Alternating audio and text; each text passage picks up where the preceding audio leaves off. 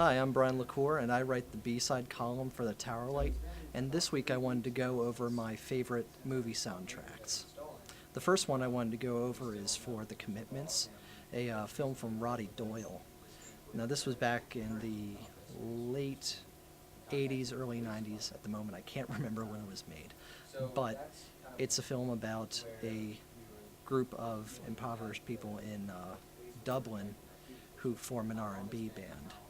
And for me, I had actually known the soundtrack long before I even knew it was a movie, having grown up with the soundtrack itself. And my favorite thing of it is just the interpretations of the classic R&B and Motown songs, especially the performance from Andrew Strong, the lead vocalist, who, if my memory serves me correct, was only 16 when he performed in this movie.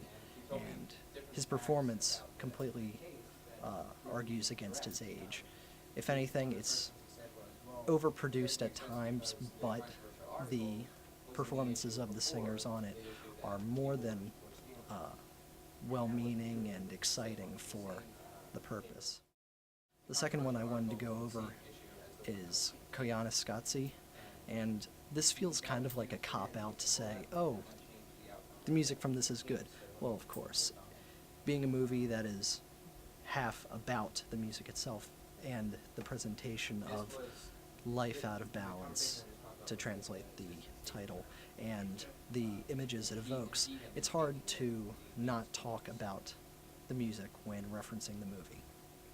But because of that, and how intertwined it is into the plot of the film, it may be perhaps the best usage of music in a movie, if only to go over a point, to evoke the mood. And I can't believe there are any other examples that work so well. Well, perhaps if somebody shows me something I can't believe, but until then, that's not the case. If only for being a wonderful mixtape of songs I already enjoy, it's hard for me not to list the Scott Pilgrim vs. the World soundtrack. Now that's not necessarily the one with the music done by Nigel Godrich.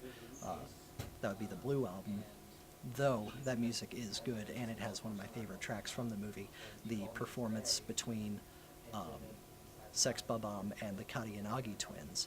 However, on the Red album, which I'm talking about now, that works so well for me because, like in Kiana Scott Z, it ties in so much to the movie itself, rather than being standalone songs. And from that I also mean in that it evokes the idea of the characters, that it's the same attitudes they have, it's the same sort of music they would listen to. That and Blood Red Shoes just rock. So, till next time, I'm Brian LaCour, and I write the B-side.